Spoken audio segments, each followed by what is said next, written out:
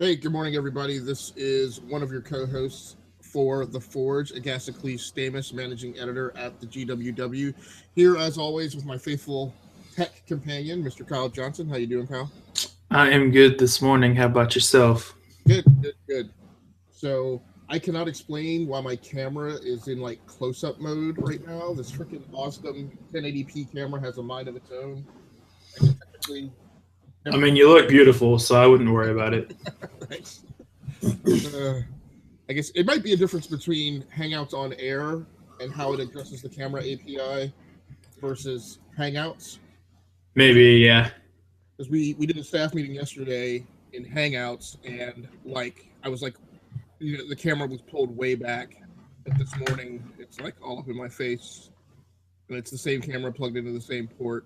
So I don't Skynet, man, it's happening. know. But it's been not an incredibly exciting week in tech, I guess. It's been an okay week. It's been an okay week. I mean, we got our new Apple products that were announced back at the end of the month, launched, and Right?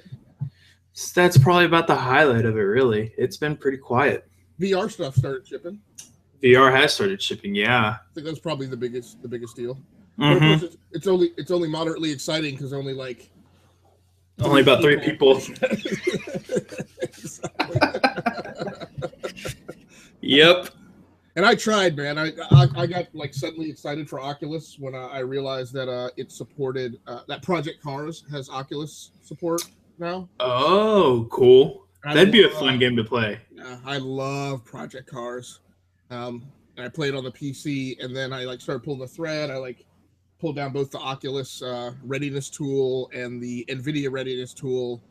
And the highest end card that I run is a GTX 960M, Uh and huh. unfortunately, it is not Oculus ready. So Yeah, if you want Oculus, you're gonna have to go with a 970 or better. right, yeah, and it doesn't really matter because you can't buy them anywhere if you didn't pre-order. Yeah. Like Best Buy is only selling them in a bundle with like a $1,000 fee, so your cost of entry is 1,500 to 1,600 bucks. Um, Although to be fair, that's right where they said the cost of entry would be right, for a PC plus the headset. So the fact that they're putting out bundles like that, that's pretty awesome. yeah, yeah. Uh, and then sorry, entertainment editor Everett Harn is trying to Ping you. get in touch with me about our YouTube content strategy. So, and unfortunately, he's in Sweden, so I need to make sure I let him know we can engage. So it's evening time for him, huh? It Afternoon. is. It's afternoon. He's about 5 or 6 hours ahead. Oh, okay. So yeah, and then on Amazon they're being scalped for like $1,000, $1,100, and they're being scalped on eBay for about the same price. Oh yeah. So There's a part of me that wishes I had done the pre-order so I could do that very thing. yeah, in retrospect, I probably wouldn't have been able to pull off a new PC because most of my PCs around here are fairly new. But in retrospect, I maybe should have just gone ahead and pre-ordered one, and then worried about just let it sit on a shelf and just worried about getting a PC later. Yeah. Yeah. We seriously need that external card technology to be non-proprietary and generalized. It's on the way. Razor's looks like it's going to be open sourced. It's going to be the core is going to be 500 499 I think is going to be the price point if you buy it as a standalone. Okay. If you buy it in their package with the Stealth, Right. and maybe even the Razer Blade itself, the 14-inch that has a built-in 960. I think even it might be bundled with that. I don't remember off the top of my head, but it'll bring it down $100 to $399 if you buy it in the bundle. So Okay. it's on the way, Very cool. Very cool. and I'm excited to see that thing play out. I'm Yeah. really interested in Linus Tech Tips. If you know who he is, very famous, popular YouTuber in the tech space. He sent out a tweet earlier this week. He asked, "Do you want my Razer Blade Stealth now by itself, or wait until I get the core to go with it?" And it looks like he's going to wait to get the core. So Okay. that'll be it'll be fun to see how everything pans out between that, and then I want to see what the difference is between people using the core with the Razer products versus a non-Razer product, and if there is any performance drop, which theoretically there should not be, but you never know. So right. It's coming, man. It's coming. Right. Well, and hopefully the performance difference is just between, it's just a difference from, best to better. Yeah. Yeah.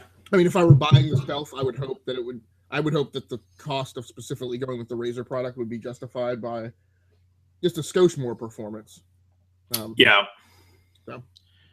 But hey, this is a Sunday morning show. We're always on here getting caffeinated. So what are you drinking this morning, man? I'm drinking my standard French pressed espresso roast Starbucks. Oh, very nice. I'm drinking a French roast, but from Drip, but also Starbucks. Yeah.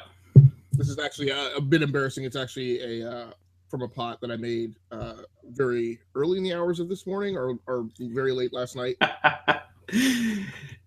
Threw it in the microwave, hit reheat. Yeah, I mean, I got rid of my Keurig because some visitor to my house destroyed it, and I was like, I didn't feel like the cost was warranted to replace it.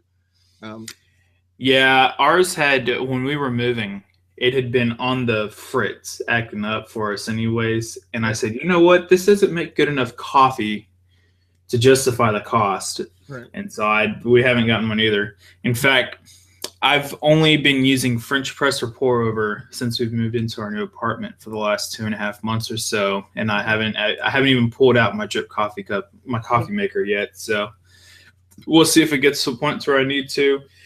When my son's here late June, I might need to go for more than 2 cups of coffee, right, but we'll see. Yeah, no doubt. I guess the other thing that scared me off from replacing it was the DRM that was coming. Yep. It's just preposterous. Although the way to pirate the DRM on that thing's really, really easy. You just get one of the DRM cups and you tape it to the top and you're good to go. Does the DRM version of the Keurig work with the permanent cups? Because that's what I had before. That I don't know. Okay. All right. Well, but if it didn't, you would just have to just buy a pack of DRM full cups and stick it on top. Good to go. Right. All right, now let's talk some more tech. So the first segment this morning is Ingots, our primary discussion topic or minor discussion topic. They're both our discussion topics are pretty much even. Hey, so a question that I wanted to ask is, there was an article up, and I don't have it open, on the Bits blog, talking about using tech to revive the textile industry, and it made me think, what technology industries or what industries do we think of that have unique or impressive applications of tech that really interest us? We focus a lot on the tech industry itself, but what I really like is when I see tech being applied in other industries or organizations or conglomerates that either trickle down or enable proofs of concept that wind up yielding rollouts to other use spaces. So this is this article on for me, it's got to be manufacturing. Okay. With 3D printing coming to the foray and the forefront nowadays, the cost it takes to go from concept drawing to proof of concept physically is it's amazingly cut. The time it takes to do that is amazingly cut down with 3D printing. I have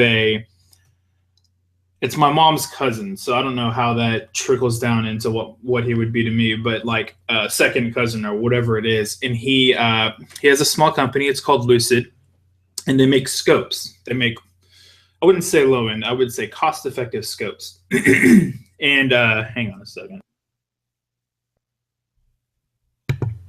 And he recently bought himself a 3D printer. And this one's a little high. It's a several $1,000 3D printer because it does metal work and stuff like that. But he can now do his mock-ups and the mock-ups basically, and go through the iterations to get it close to perfect, so that way he can send the drawings off to his manufacturing plants, which are over in China. Okay. Instead of having to find a shop to machine it and build it and do all that, or instead of having to send it and go through the process of waiting for shipping when working through the design process on a new scope, but from China to, in his case, in Wyoming. So manufacturing and bringing in 3D printing to scale up and bring new products in that much quicker. That's one of the few places that I really see leveraging technology really, really well. Yeah. And from a technology genealogy standpoint, my feeling is that in 3D printing, we are seeing what will eventually be the ancestor of the replicator. Yeah, definitely. The 3D printer is the path to pushing a button and having food replicated, and could lead to a reduction in shortages of critical supply types and needs for people throughout the world.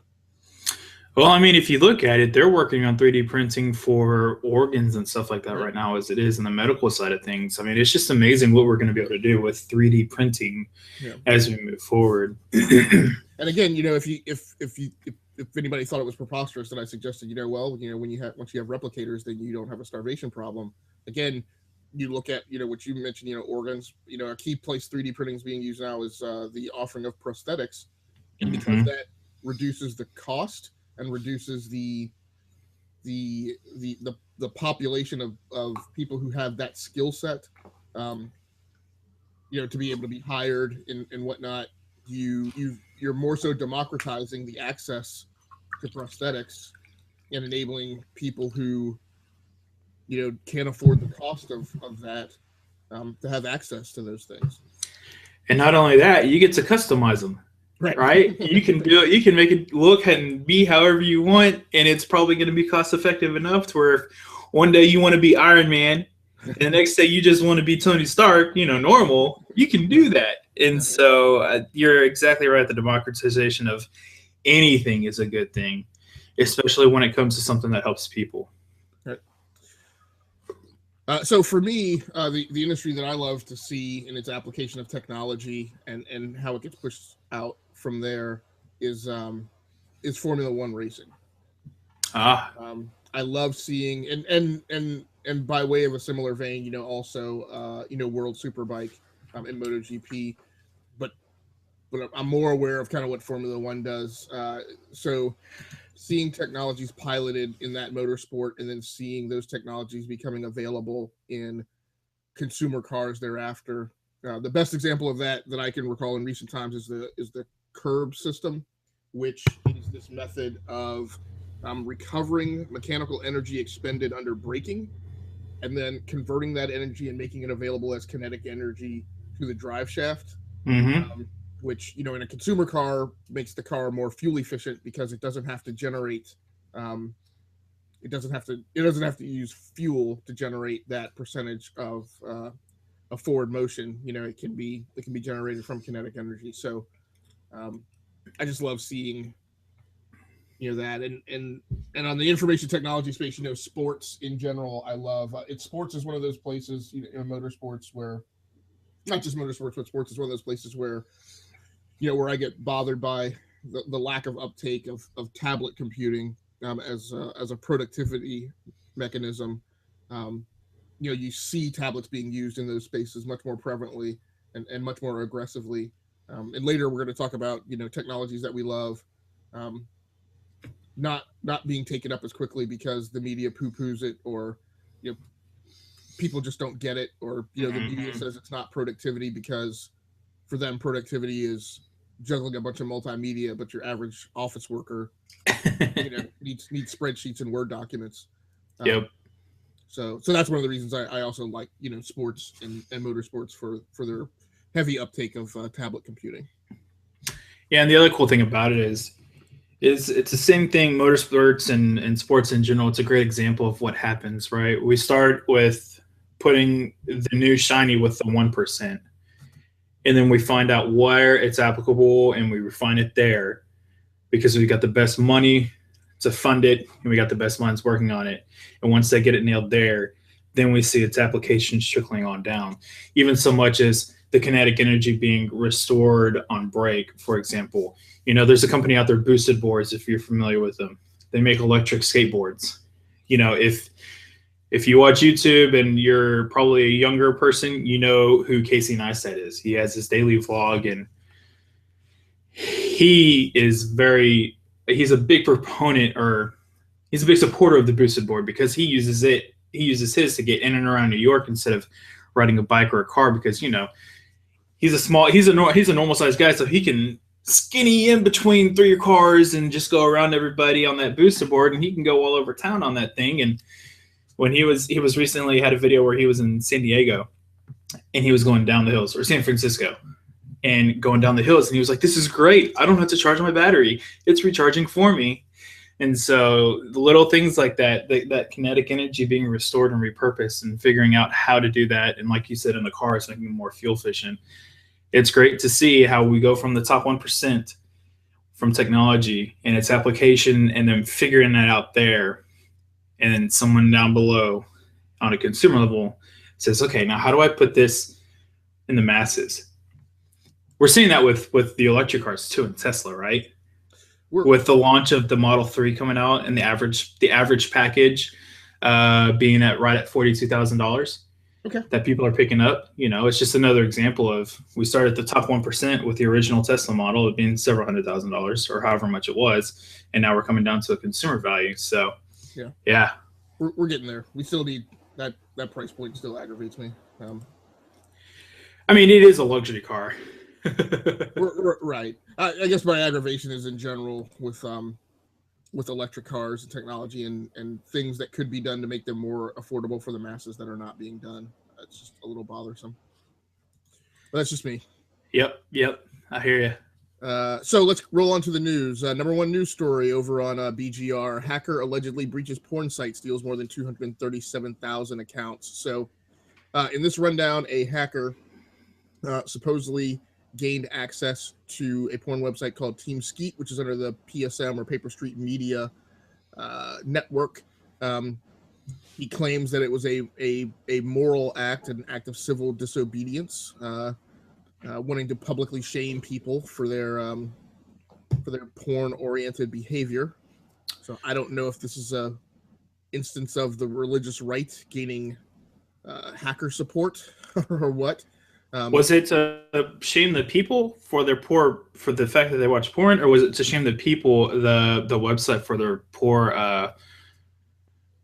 online practices? It's hard for me to tell. Good point. You're probably right. I am probably influenced by my reading and recent review of Amazing Spider-Man number 1.4, where there are many religious topics invoked, and Peter Parker seems to be going up against Jesus. So yeah. I just finished 1.3, I think, the other day. But anyhow, that's a different topic. So supposedly the hacker did not reveal. I can't remember what it. He didn't reveal all of the information that he supposedly had access to.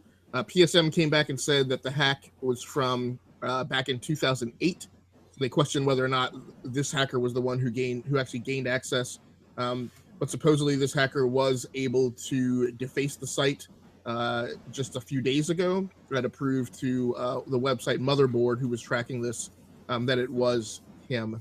So, or at least that PSM hasn't made much of a change to their security. Right. So I don't know. You have any feelings on this, Kyle? I mean, look, if you're a porn site, Ashley Madison should have been a huge red flag. Like, that's all. If you're gonna be that kind of site, you need to be on the forefront of security. You're already on the forefront on video technology and what gets adapted. You're the reason why we have VHS over beta disc. You're the reason why we have Blu-ray over HD DVD. You need to be on the forefront of encryption and technology for the web and protecting users' privacy. No doubt. If you're a porn site, and if you're a user, I guess my thing is, as we all know, nothing online is secret. Nope. It all eventually gets exposed.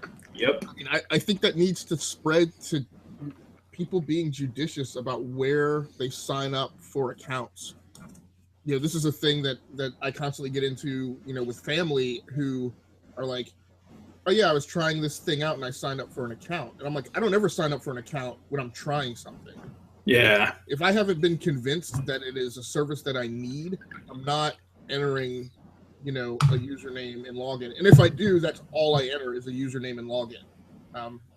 You know, or if there's been enough social proof that justifies more information. Right.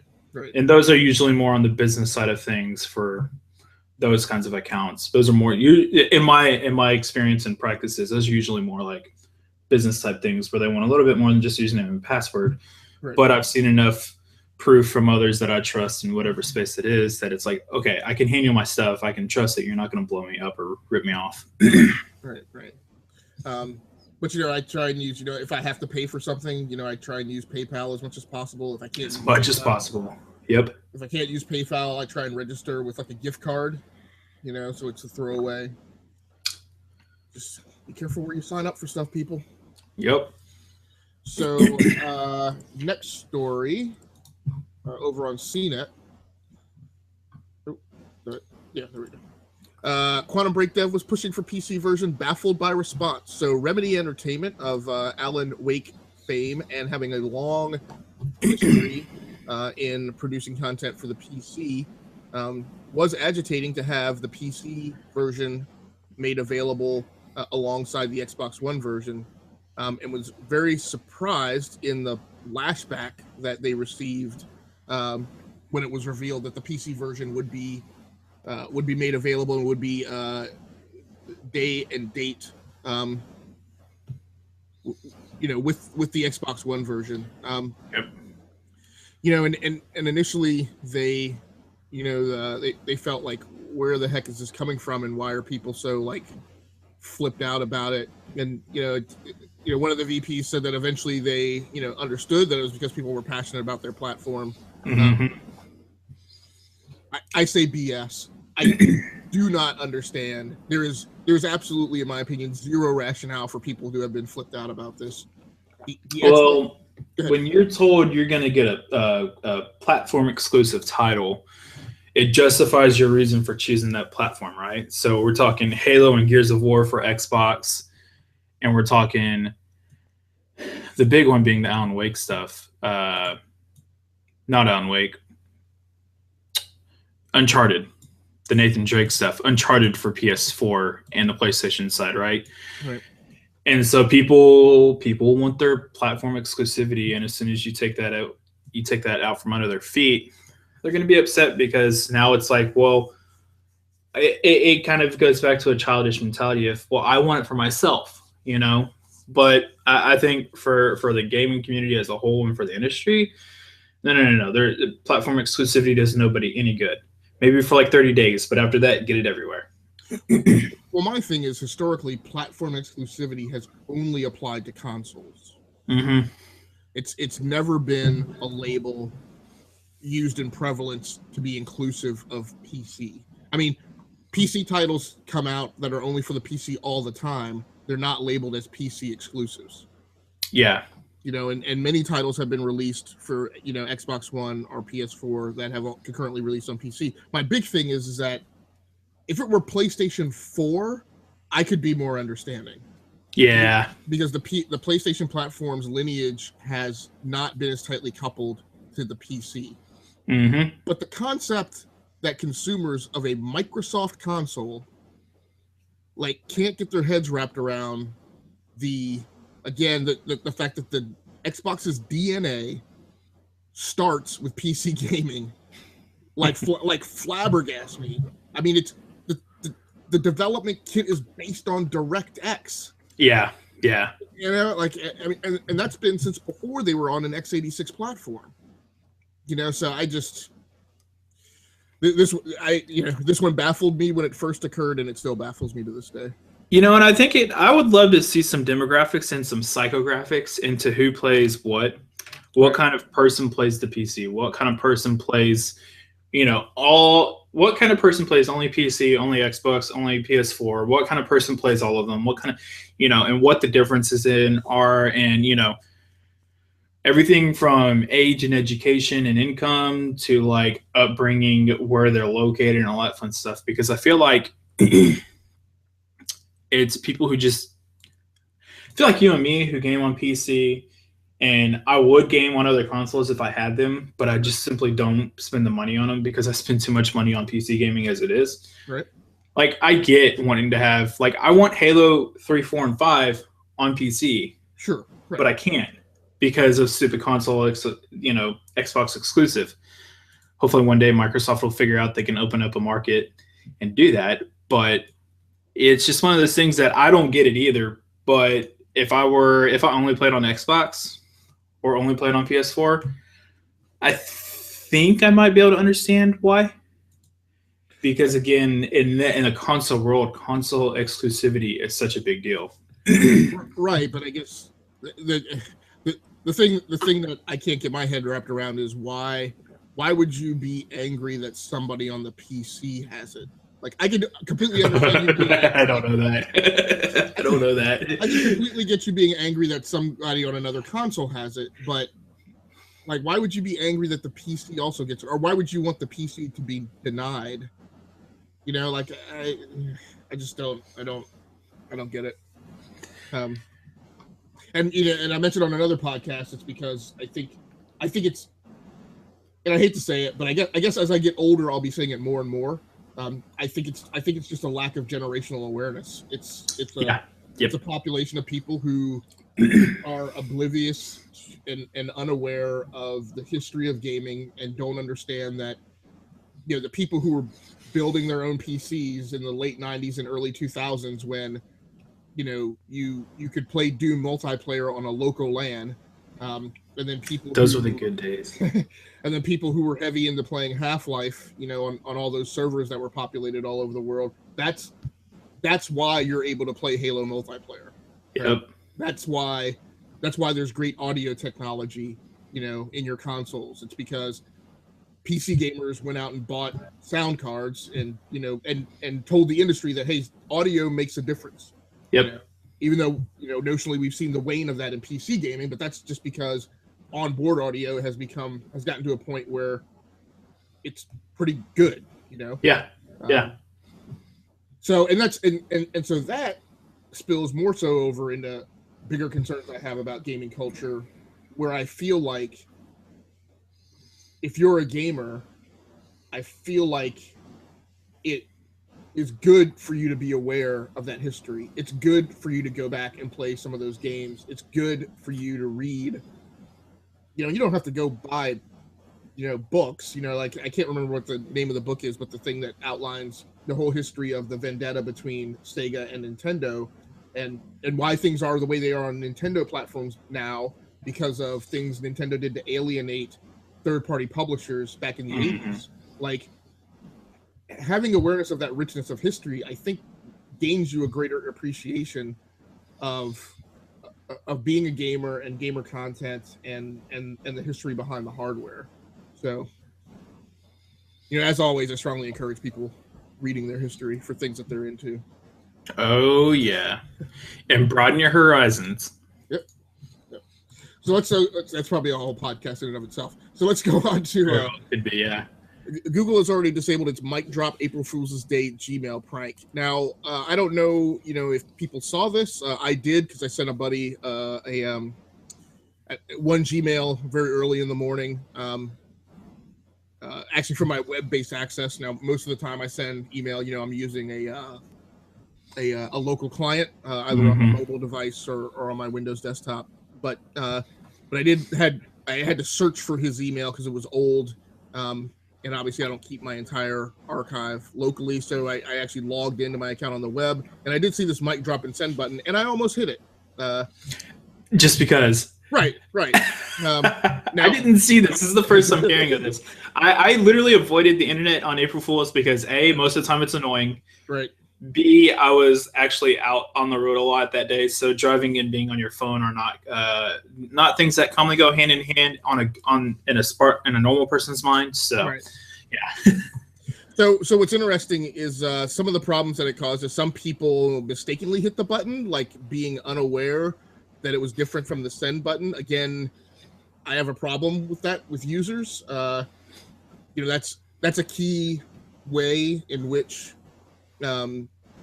security vulnerabilities can be exploited at the UI level, just because not only security vulnerabilities, but I don't know if you've ever noticed things like I hate this practice, but in the UI when you're installing an app, a lot of times if the vendor is trying to encourage you to pull down an additional install of like some crap that you don't need, they will put a series of like, hey, would you like to do this? Would you like to do this? Would you like to do this? Where the no button is all in the same place.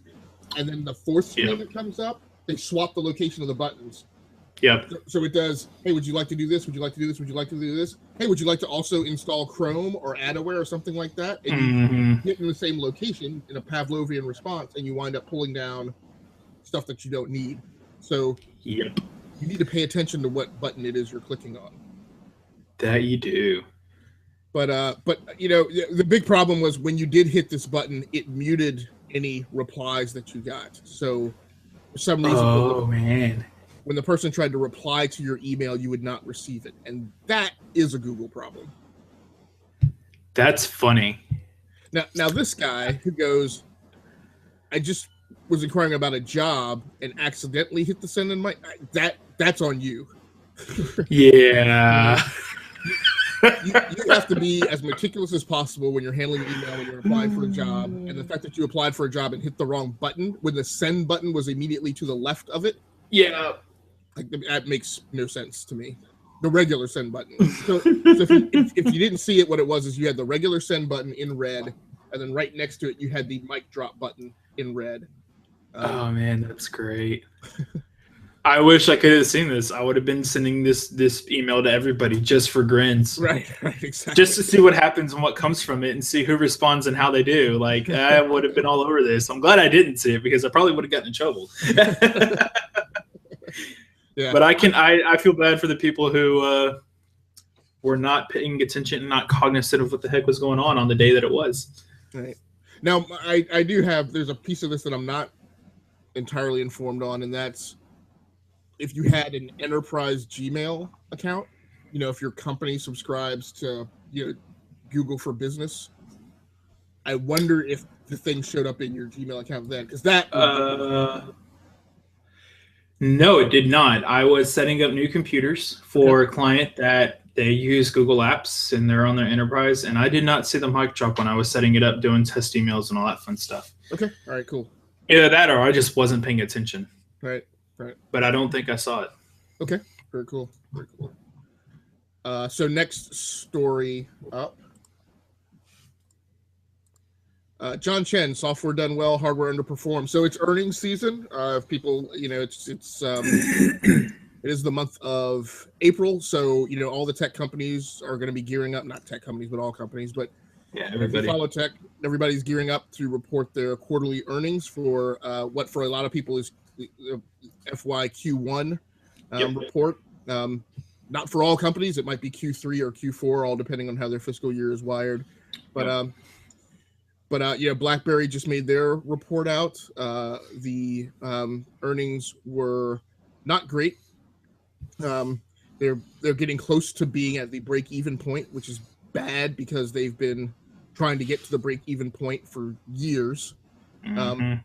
But what's currently under discussion by John Chen is this notion of pulling a Sega and going software only and completely getting out of the hardware business. So and in recent quarters they have launched the BlackBerry Classic. They've launched and of course they there was a thought that the silver bullet would be the BlackBerry Priv, which is a BlackBerry phone with its proprietary keyboard. I shouldn't say proprietary, trademarked keyboard, and but running Android. Yeah. So, and what his report is that the software on the phones is doing well. The things that they've done to export some of their software technology as a third-party application, such as I can't remember what the name of it is, but the BlackBerry Messenger app, they made available for iOS and Android quite some time ago. But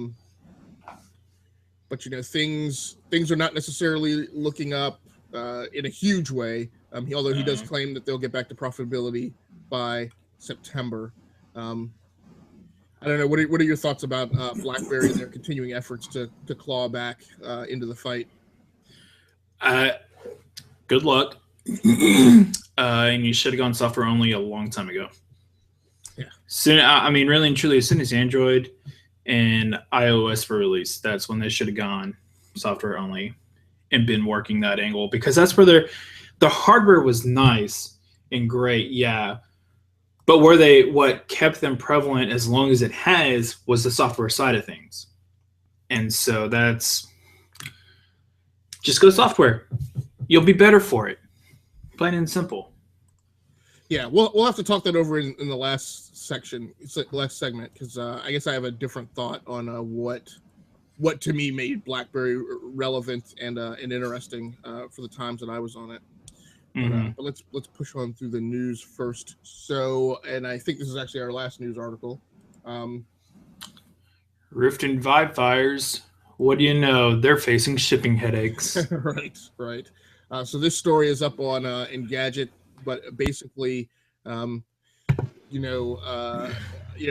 and HTC are reporting that procurement problems in their supply pipeline is leading to problems meeting ship dates. And Oculus itself is saying that they're not even going to know what the status of ship dates are in order to make projections on when you might get your unit until the 12th of April, which could be hugely disappointing, based on the VR conversation we had at the beginning of the show and how excited people might be to get these units and how they're in such rare availability. And by the opposite problem, HTC pulled a Google. If you recall some of the pains and woes that were associated with procuring a Nexus device when Google first threw them up on its own storefront back in the Nexus 1 and Nexus S days. They people who bought HTC Vive had their credit cards declined. It seems the article seems to allude to, even if there wasn't really a problem with their credit cards and being near their credit limits or whatever. But the big issue is when your credit card was declined, you got bounced out of the purchase queue. So you went to the back of the line. Yeah, that's what makes it rough. Yep. Yeah. So you basically lost your opportunity to theoretically to purchase one. And there's a good chance. I don't know that there's a way to overcome that. My guess is that you will still get a unit in the pre-order window, but you'll be one of the last people who did pre-orders to get them. And that's rough. I mean, it's the floodgates are open and everybody's trying to come push through them, and it's too many people trying to go through one small door, and so there's going to be these kinds of things happening. Well, and it's a bit of the PlayStation 3 dynamic too, right? When they were trying to get the PS3 out, they were having problems procuring blue light lasers. Yep. And so the date kept getting moved around. I think just the component level technology that's coming out in these headsets is such that yield rates from different supply providers, component providers, is probably not what they want them to be, and they're having problems making volume. Yep. So let's go ahead and talk a little bit about what tech we're into, man. I'll start with you. Well, I already mentioned it that Razer released. Well, maybe I didn't. Razer this week released their first ever capture card, the Razer Ripsaw. Oh wow! Which is really cool. Razer's really making a bet on streamers with the release of the Razer Siren and Siren Pro, the release of the Stargazer webcam, which will kind of automagically, with Intel's RealSense technology, kind of give you that green screen backdrop effect without actually having one. Oh wow! And then now that they've released this Razer Ripsaw, which is an external USB 3 capture card, they're seeming to make a bet on streamers and streamers as a demographic, and they're putting in the work to make it make sense. I think now, and it's going to come in at 180, record up to 1080p at 60 frames a second. You can have 2 audio inputs, which is really nice, so you can get a little bit of a layering effect. And yeah, it looks like it's going to be a cool little card. We'll see what happens with it and what kind of adoption we see, and we'll give the review site some time with it to see how it really performs. Right. I really would have liked to have seen it be USB 3.1 to take advantage of the extra bandwidth that's provided with it. But really and truly, USB 3 should be more than enough bandwidth anyway. So now, that's a big one. Now the Siren is the microphone that our video editor, actually GWW Radio Network chief engineer, and games podcaster, and various other sundry duties. I have a problem running down everything he does for the site, but yeah, no kidding. Lance John reviewed. Now, I'm kind of on the lookout, potentially probably in the summer, for getting a second video capture card, just because with technology, I always like to have, a primary device that I chose and an alternate device, just to kind of compare and contrast. Yep. So this might be the way I go. It's about the same price. It's a little more expensive, but about the same price as I paid for my Elgato HD60, which I bought after it had been on the market for a year. Yeah, and that was the first thing I did, is I hopped on, as soon as I saw the price point, I was like, okay, what is this comparable to? Right. And the Elgato HD60 was exactly what price comparison was. And of course, on Amazon right now, you can get the Elgato HD60 USB for about $150, if I remember right. Right, and that's about as much as I paid. So yeah. So is it does the Razer kind of is it a puck like this, or? It looks a little bit. I mean, it was similar, a bit more like more along the lines of square and edges, like Razer being Razer, they want to have their hard edges. But it's definitely external. Yeah, definitely external USB 3. Yeah, it looks, and it's going to give you the different adapters for different kind of video inputs to go from whatever to HDMI, so that's good. But yeah, Razer's just kind of killing it right now, in my opinion, in what they're doing. Yeah, we can check out some images of it here. There it is, yeah. I like the little green lights. So let's look at the back plane. So they've got HDMI in, HDMI out. Okay, so they're going to have, I guess, I don't know if it's going to come in the box, but breakout cables for component in. Yep. Because, of course, that's one of the limitations with the HD60 that people complain about, is if you're on an older system, the HD60 is HDMI only. Which I'm sure Razer looked at and saw that complaint and said, we can fix that. Right. And it's a way for them to make a proprietary cable, which is always good for the company. Right. Yeah, this is pretty neat. Of course, what will be really interesting about this is what the software package is. Yeah. Because I like my HD60, but what really rounds the package out is the Game Capture HD software. Well, this is built with OBS and XSplit in mind. This is built to run with those both seamlessly. They've put some work in on the dev side for it. So, and that picture you saw with the monitor, that's from their website showing off their entire streaming ecosystem right there, where you've got the Siren, the Stargazer HD, and now the Ripsaw. So they're making a concerted effort to get streaming and people who want to stream and who do stream as a core part of their business. And this capture card is a very solid step in that direction. Yeah, I hope they roll their own software. Hats off to OBS and XSplit. I've had problems effectively using both, and at the end of the day, it just became much better to use a hardware-based solution that included, a tightly coupled software package. Well, the Razer Cortex, which is Razer's software that kind of ties everything together. Okay. It's been out for a while. I don't mess with it. Okay. I am not a huge fan of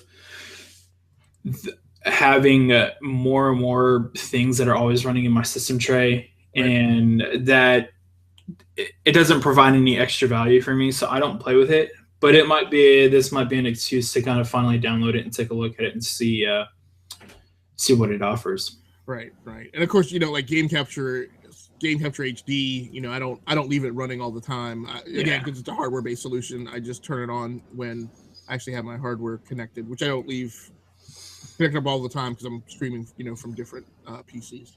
Yep. So what else you got, man? This one's not necessarily hardware, but it's definitely interesting from my perspective.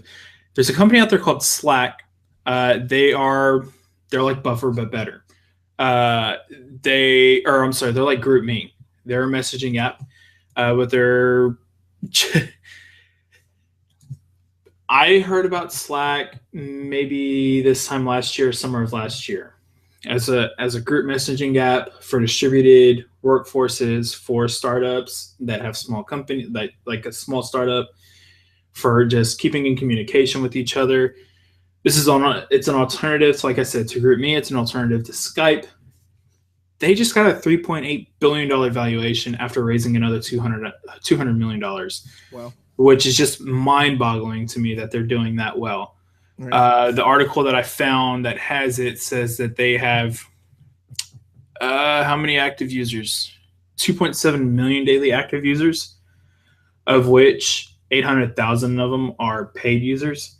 Because Slack does offer paid services for different features, and generally speaking, it's just once you get to a larger organization.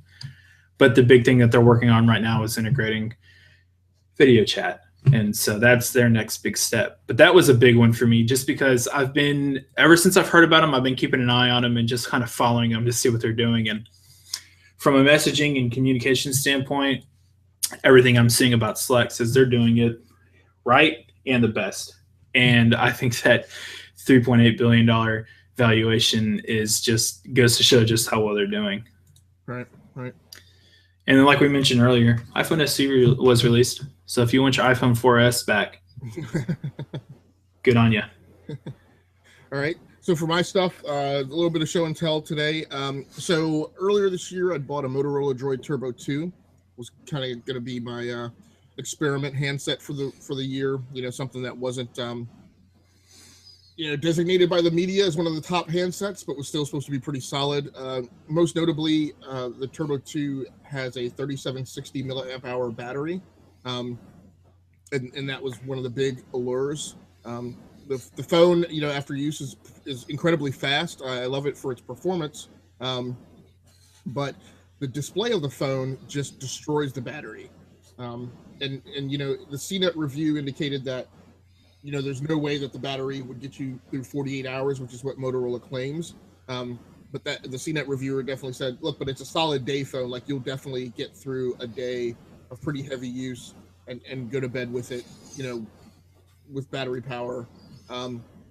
In my use, that was not the case. I was finding that I was having to charge it overnight, typically charge it once during the day, and then often charge it, and I keep pretty late hours. So there are some days that I do a 21 or 22 hour day, and definitely by 9, 10, 11 p.m. at night, I was definitely needing to charge it again.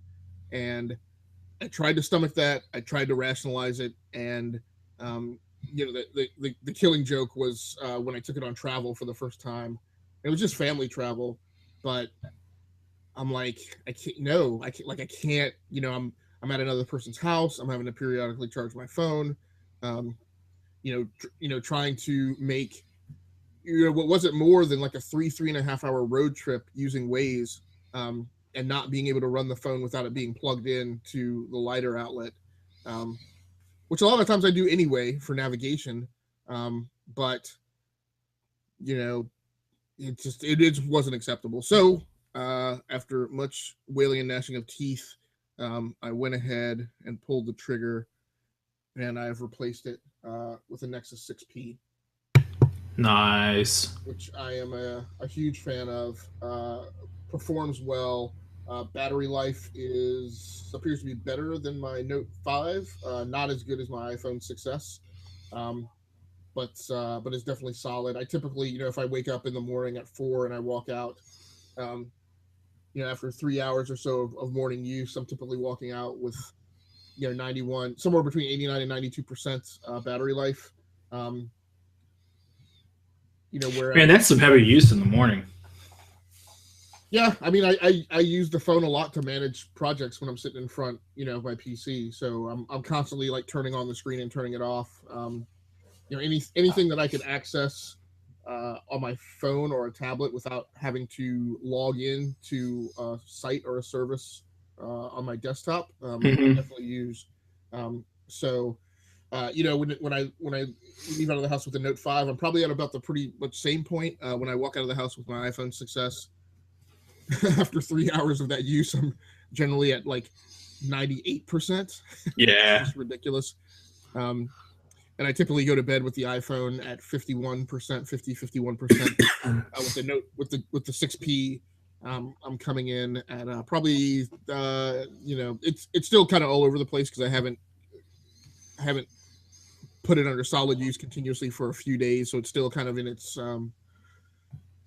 charging settling time cycle, but it's definitely solid. So I'm glad I went this route rather than remaining tortured by the Droid Turbo 2, thinking that yeah, no kidding, it would turn itself around or that it would get marshmallow and that would round things out. Yeah, that's annoying. So I also finally got a chance to try out the Gear VR. Oh, so I pre-ordered my wife a. She got the S7 Edge, right? She got the S7. S7, okay. She got the S7, and of course the pre-order deal was if you get the S7, you could elect to get a Gear VR for free. So I finally checked it out. Again, I pair this with a Note 5. And in addition to trying this out, this is kind of the first time that I'm kind of living in a Samsung ecosystem, which is pretty interesting. Yeah. I think a lot of people don't even understand or realize that there is a Samsung ecosystem. That's just pretty much as effective as an Apple ecosystem. Yep. So here's the Gear VR. You can see the lenses there. It's pretty decent. Really, to get a feel for it, you have to. I really need to download some games, which I haven't done. I've downloaded a handful of apps, and it's neat. Just being able to have the headset on, and turn your head towards something you want to look at. I grabbed this little demo app of the Avengers, and I thought, I think I often have thought of a lot of that stuff as just being stupid and useless. But just as a tech demo, it was neat to kind of be in in the Ultron fight scene inside Avengers Tower, and to be able to like look over your shoulder and see like Iron Man behind you and oh, cool. Thor like flying beside you, and to look up at the Hulk, and so it was pretty cool. But like I said, controls are good. The technology is solid. I will say it presented the fact that I'm still going to have problems, the same problems with VR from a wearability standpoint that I was afraid that I would have. Glasses. It accommodates glasses. It fits. But my additional problem is I also have really bad allergies. So in these months, and I live, in a heavy pollen area. So when the pollen's heavy, my eyes water like all the time.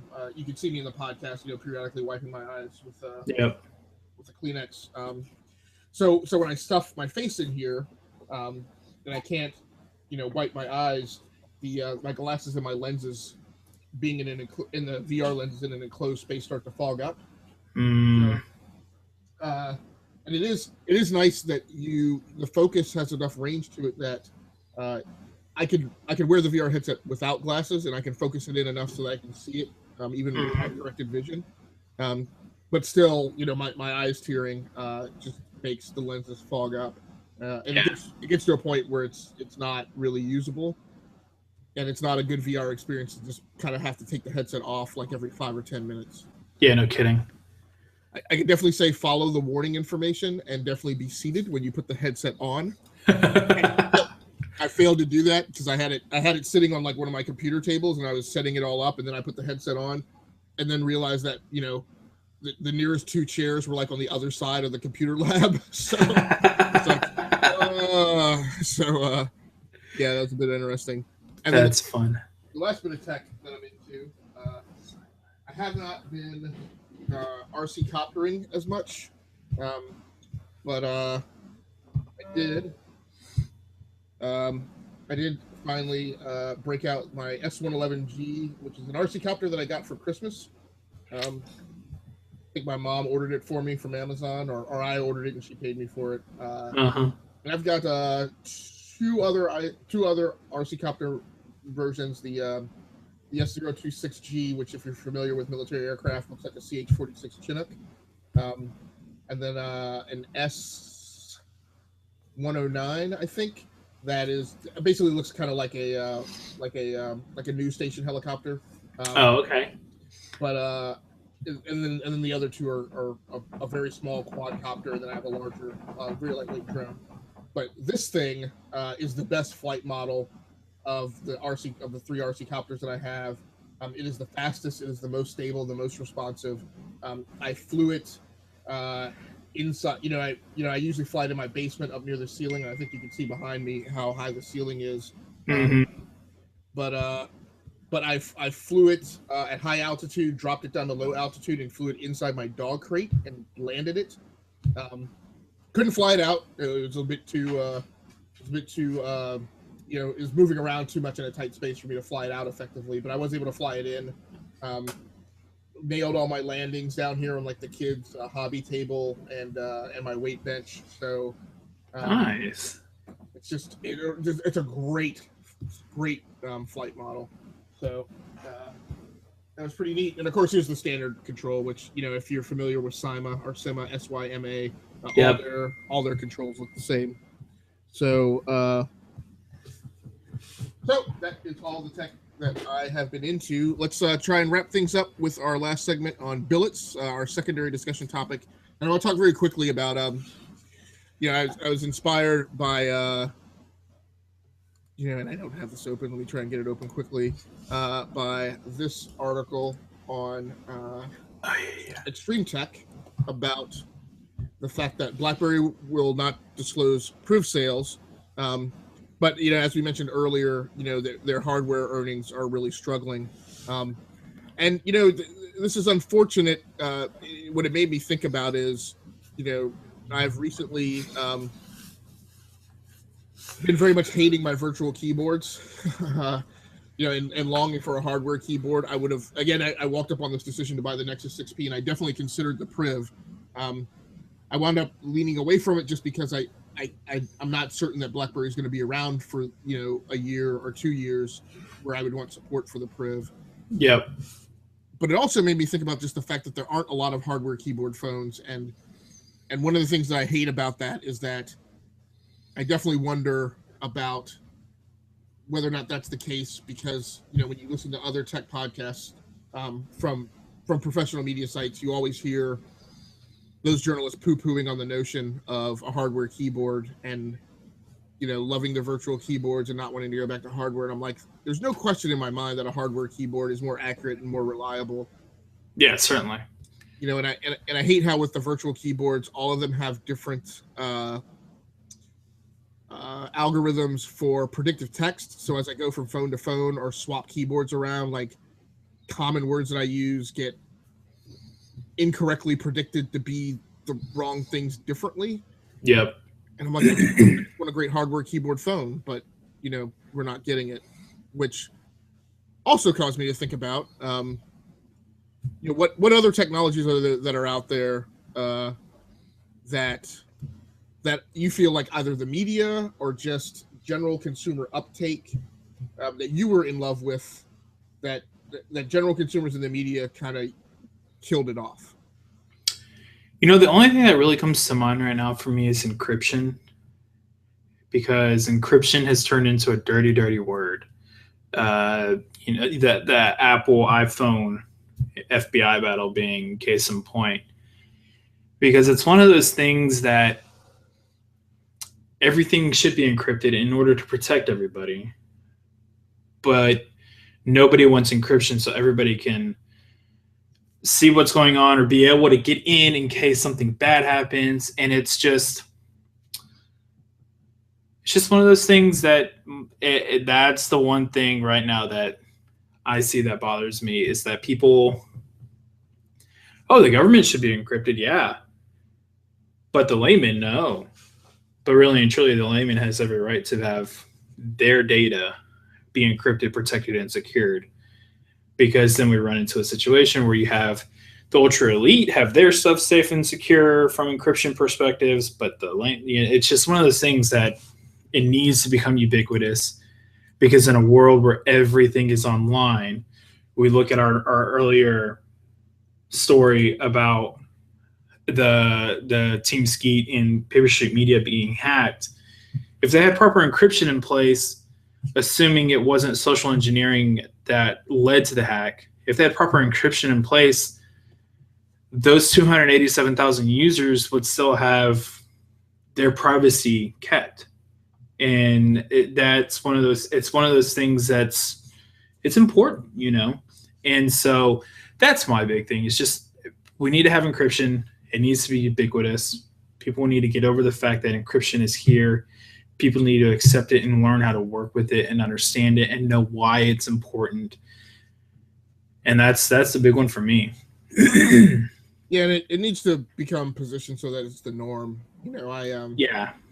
I work. There's a website that I work with that has actually been hacked a few times, and for a period of time when I was going to be part of the web admin crew, I recommended putting a little more resilience in place on the sign-in process. And I met a lot of resistance because other users of the site, said, "Well, I log in first thing in the morning and I can't afford to be slowed down." And I'm like, "It's 5 seconds, It's yeah, it's 5 seconds. It's 5 seconds of labor effort at your morning login versus the hours that all of us will be spending trying to restore the site if we get hacked again." Yep. And that's just because it just hasn't become a cultural norm. People want to get in and out of what they're doing quickly and easily, but the fact that put two-step authentication on your email accounts and everything you can. Use a service like LastPass 2 or whatever to really make sure that you're covered from that perspective, because if you don't, you're going to wish you had. Right. And so, yeah, that's the one thing that I see today that especially the media really demonizes and poo-poos on, which the layman watches and doesn't understand the importance of it and why we do need it. So, right. For me, there are a few. I mentioned hardware keyboards before, but a couple other big ones are. I despise when the media says that tablets are not productivity devices. I feel that's a prevalent issue in journalism where someone makes a claim about what a device is good for or best for, and they base it on their work world perspective. And I'm like, yeah, you don't work like 90% of the rest of the world does, or like 50% of enterprise users work. And I'm like, being a writer who's juggling multimedia on a daily basis and dealing with images and video and whatever, that's not the typical use case that most of us work with. I don't have to put images and video into my defect report when I'm looking at how well my software development team is doing or not doing. Mm-hmm. I need a spreadsheet, and a tablet handles a spreadsheet fine. Yep. I need to be able to take notes at a meeting without the audible distraction of clacking away on a keyboard, and tablets handle that fine. In a similar vein, I also was very frustrated by the media kind of being antagonistic against the use case for styluses. The stylus will never, it will always be poo-pooed on and taboo. I just don't get it. And and people ask me now for recommendations and things for students and I've said before, for any parent who is buying something for their kid to go to college, I don't understand why you would not get them a tablet. And a lot of the times when I see a reviewer or somebody in media, you know, being antagonistic against the use of a stylus, it's, oh well, the text translation doesn't work that good. Who the hell needs text translation for notes that only they are going to read? Yeah. Like, I've been a heavy stylus user for 15 years. 90% of the notes that I take, nobody else needs to read. And if I do need to put them in presentable format, it's still more efficient for me to look at my handwritten notes, type them up, and send them out than for me to be distracted in a meeting trying to type where I can't really actively participate in the conversation, particularly on deep technical topics. And it's still better to record it in handwriting when somebody walks into my office and 10 seconds after they start speaking, I hit the point where I'm like, oh crap, this is serious enough that I need to be writing this down. Mm-hmm. You know? So again, I don't get it. And in particular, I don't get it because, it's not only the notion of that they don't use it, but it feels like outright hostility in some cases. And the last thing I'll mention is, similar to Android TV. I've got the NVIDIA Shield Pro. For me, it's a great device. I love gaming on it. I want one. Yeah, it's I think it's awesome, but I've listened to some podcasts of Android faithful who are just, say the thing should have never been produced and nobody should buy it. And I'm like, I get and understand that there are things that don't need to be mainstream. However, for the use cases where they apply, I just question that a lot of media journalists and podcasters' approach to universally panning something because it doesn't meet their needs or it doesn't meet mainstream needs without considering the notion of a sizable population of users who might benefit from it. Yeah. And the other problem with it is that it's always so easy to be one way generally because it makes a statement, and statements are what make headlines, and headlines are what get clicks, and clicks are what makes money. And so I agree. I think that I'm waiting for Android TV. Netflix recently announced new specifications to, quote, certify a TV to be Netflix ready. Okay. And there's a series of things that they have to hit. How fast does it wake up? How fast does it turn on? Is it easy to get to Netflix? Of course. How responsive is it to go from in the middle of a show to a TV being off? How fast is the response of when you're in the middle of the show and you walk away for long enough that the TV turns off? How quickly does it A, turn back on, and B, restart the stream even? Right.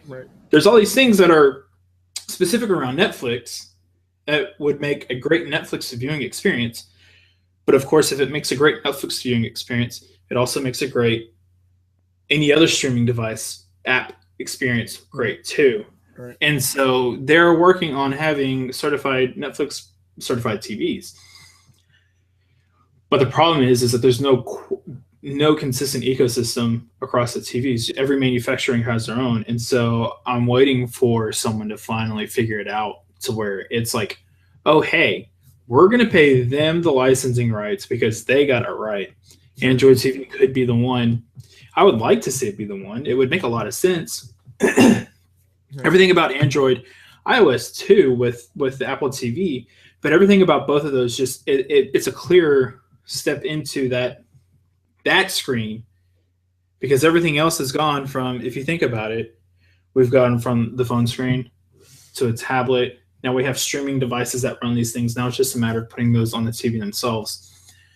I just wonder if the manufacturers will ever do it. Right. And they're not encouraged to do so when, every podcast you listen to, poo-poos the notion of Android TV. And to be fair, the Roku 4 kind of makes it any good streaming device almost makes it not needed right now. Right. And I think it's hard to justify if I'm Vizio, in my mind, why would I spend the time and effort to really work through the development of something outside of what I already have, which is a basic functional set of streaming apps when there's other people that do it better and are more popular, and I can see why the uptick and the adoption hasn't quite hit critical mass yet. Yeah. Someone will do it though. Someone will figure it out. Yep. All right, man. Well, I think that needs to be a wrap for us. I got to jump off of here and call. The kids are knocking. Yep. And I got to call our Swedish compatriot, Mr. Everett Harn, and work some stuff out. So thanks, everybody, for joining in or viewing this at some point later in the future. Thanks so much, Mr. Kyle Johnson, for joining in. If people want to catch up with your stuff and see what you're writing, videoing, or recording, where can they find it? Just search Geekin Dad, GeeKindad. You can find me pretty much anywhere on the interwebs.